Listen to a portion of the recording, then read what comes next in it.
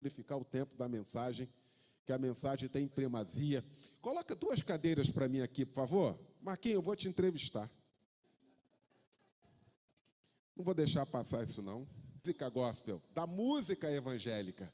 Né? O pastor Marcos Góes, uma trajetória linda, uma trajetória bonita demais. Senta aqui, pô.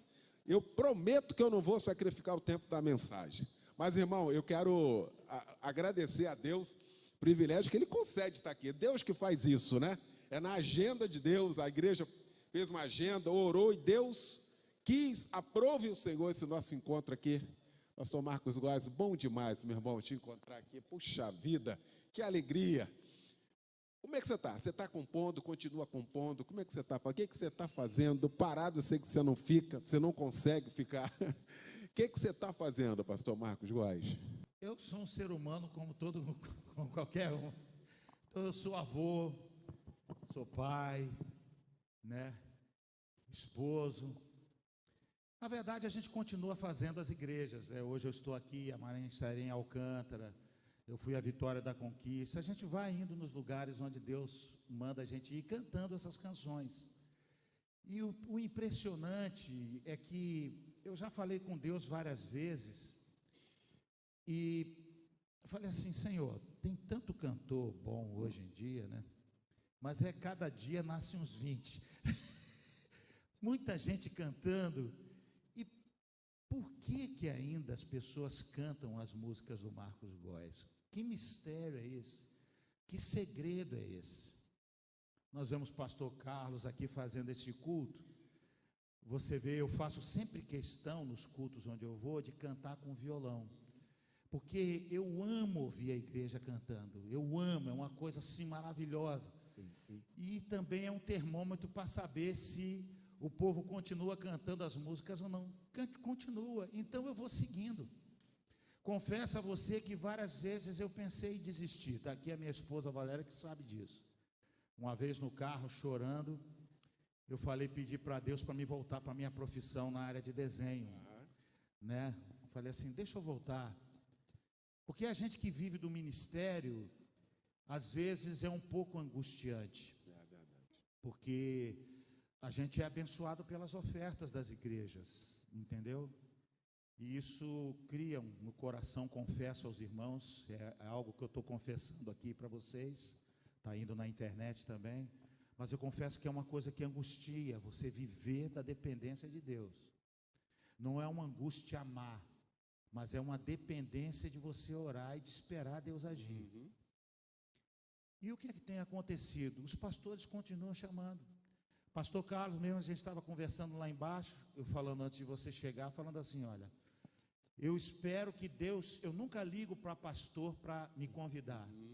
Eu sempre espero que Deus toque no coração do pastor e o pastor lembre-se de mim, porque eu sei que Deus está agindo a meu favor.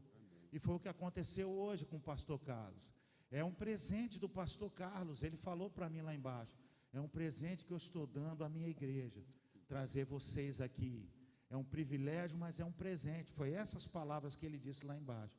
E eu continuo assim, nessa dependência. Coisa boa. Tentei pegar e fazer o curso de AutoCAD, fazer uma série de coisas para poder ingressar de novo na área de desenho. Meu tio ligou para mim e falou assim: pode fazer que o emprego é garantido. Aí eu fui fazer. Conclusão, não aprendi o AutoCAD. Meu tio também não me chamou. E hoje eu estou aqui. Graças a Deus, né? Graças a Deus.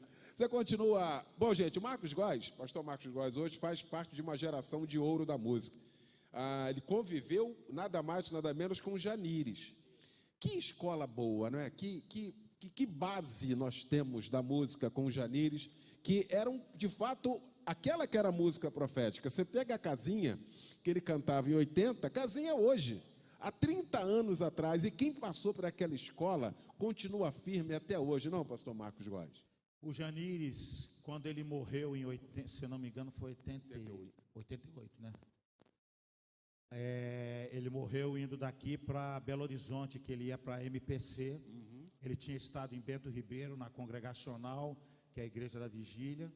Ele foi, o ônibus tombou, bateu a traseira e ele estava dormindo. Antigamente os ônibus, algumas pessoas vão se lembrar, antigamente na traseira do ônibus tinha uma prateleira assim, uma coisa que dava para você deitar, ele deitava ali, ele morreu. E o mais interessante, é isso que o Janires ensinou para a gente. Ele tinha um violão, ele tinha uma mochila com as 4 peças de roupa, e não tinha mais nada. Ele vivia pregando a palavra de Deus, ele não se apresentava como missionário, ele não era nada disso, ele não fazia, mas ele dormiu na minha casa várias vezes, comeu comigo várias vezes, fomos no Teatro Princesa Isabel várias vezes, em cima de um caminhão, carregando umas caixas JBL, que era do teu tamanho, pesada pra caramba. Auditório da Boas Novas, Auditório quantas, da né? Boa Nova, 85, a gravação do Janires e Eliel amigos. também trabalhava lá na Rádio Boas Novas. O que a gente aprendeu é isso. Infelizmente, a gente, hoje em dia, não tem muito essa noção. A gente queria poder passar para as pessoas como é que surgiu essa música, entendeu? Por exemplo, hoje, se você entrar no YouTube, eu botei todas as minhas músicas de graça para a pessoa ouvir no meu canal. Então tem todos os LPs do Marcos Góes, você entra lá, você ouve. Entendeu? A gente só não vai para as igrejas de graça, porque inclusive eu tentei fazer isso, mas não funcionou. Entendeu? Eu saía de Teresópolis, uma vez eu fiz isso. Saí de Teresópolis e falei assim: a oferta que a igreja me der. Tinha igreja que me dava R$30, R$50, não dava para pagar nenhum combustível. Então eu quis fazer isso porque para exemplificar que às vezes você tem que pedir uma ajuda ministerial à igreja. Mas se a gente pudesse, a gente fazia tudo de graça. Por quê?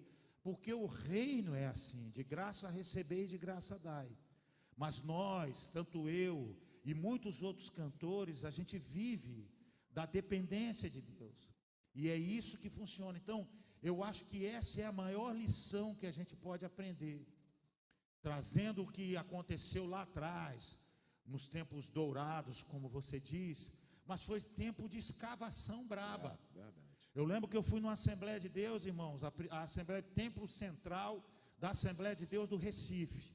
Eu era um menino de 20 e poucos anos, cabelo enroladinho, lá quando eu fui trabalhar lá na Melodia, cabelo enroladinho, cantando Bem Querer. Os pastores olharam para mim com toda razão, falaram assim, pensaram, né? Quem é esse rapaz? O que é que ele veio fazer? E eu tive que arrumar um terno emprestado, o terno batia mais ou menos aqui no meio Terno Cotó. Cotó. E aí cheguei lá e respeitei os pastores, tal, entrei. Tinha um coral de 700 jovens, Templo Central, com todas as congregações. Aí eles cantaram Bem Querer junto comigo. Aí eu saí em silêncio. Os pastores ficaram perguntando: quem é esse rapaz? E o tempo foi passando. Ministério de Campinas, da Assembleia de Deus de Goiânia, lá em Goiânia, eu fui cantar. Aí me deram a oportunidade de cantar uma música. O pastor não me conhecia. Um senhor bem velhinho, de cabelo grisalho assim, meio carequinha. Cheguei lá, fui cantar e cantei Senhor Formoso És.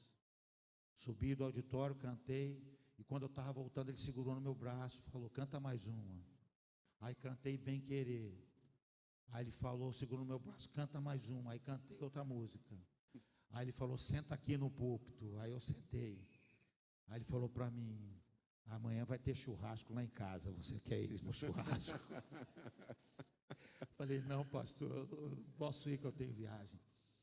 E aí Deus foi me honrando por essa simplicidade, entender que o reino de Deus, ele é isso. As pessoas se preocupam muito na performance. Você viveu comigo, a gente é irmão. Quando a gente começou a trabalhar na Rádio Melodia, a gente não tinha essa ideia de performance. A gente ficava até tarde da noite lá na Rádio Melodia. Quantas e quantas vezes o alvo nosso era o público, a gente queria atingir o público, queria fazer o público se manifestar com a rádio se manifestar com o público, e a gente ficava, e não havia nenhuma pretensão de glória nessas coisas. E hoje, eu não sei, mas percebo que as pessoas muitas vezes nascem como cantores e eles não conhecem isso que a gente conheceu. A gente não pode nem recriminá-los, porque eles não conhecem. A gente viveu, Eliel, isso eu falo para minha esposa, falo para algumas pessoas. Aquele momento que a gente viveu ali foi um avivamento. Eu creio. Foi um avivamento, entendeu? E que a gente colocava 100 mil pessoas nas praças, lembra, com o projeto Celebrai? Exatamente. Não é? Caxias, Nova Iguaçu, a gente fazia 100 mil pessoas, o povo ia, e era um negócio assim fantástico, o povo acabou entendendo exatamente a nossa proposta, a proposta de unidade do reino, né, mano?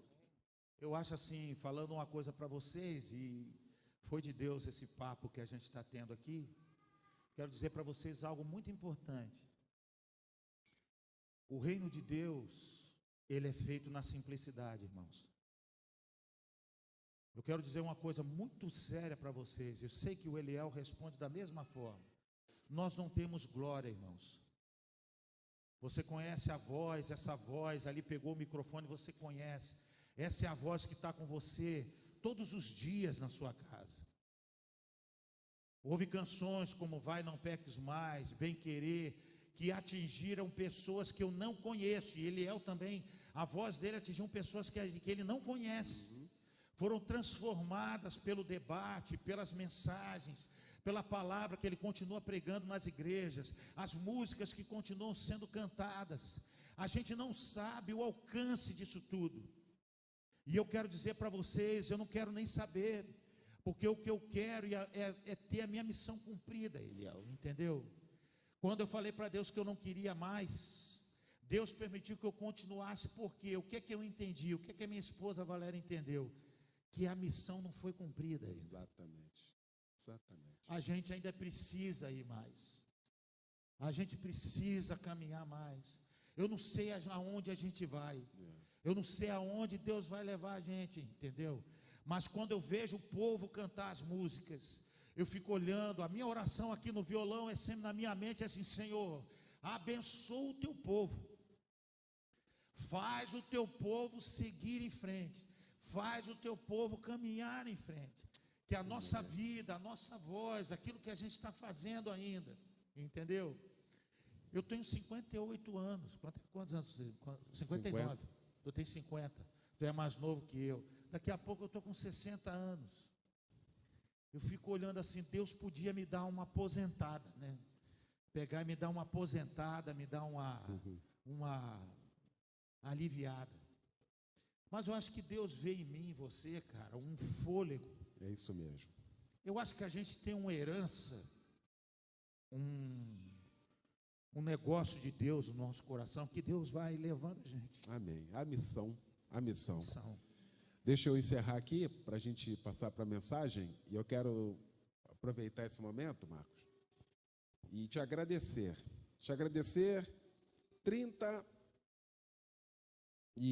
32 anos depois, de algo que você plantou na minha vida.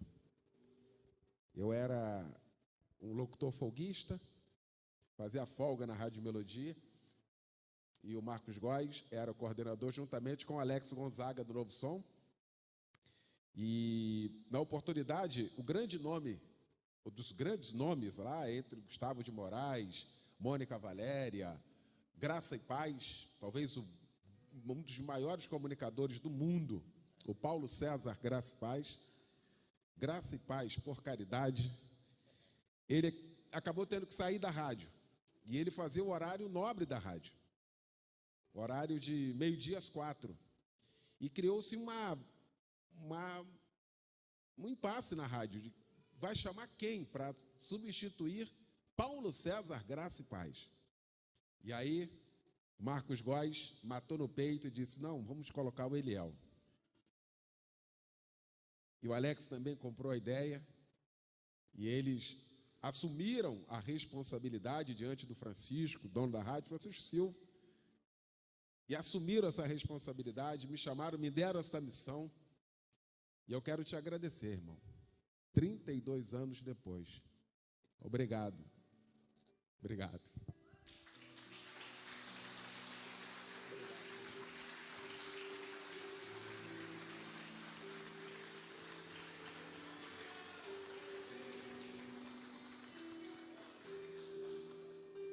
Obrigado. Eternamente grato. Glória a Deus. Não fiz nada.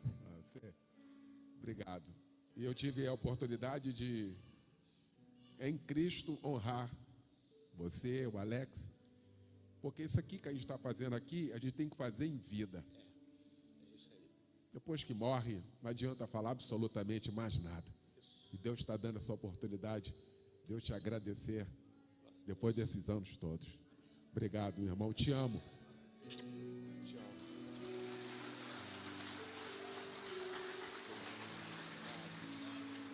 Obrigado, Valéria. Ufa! Meu Deus!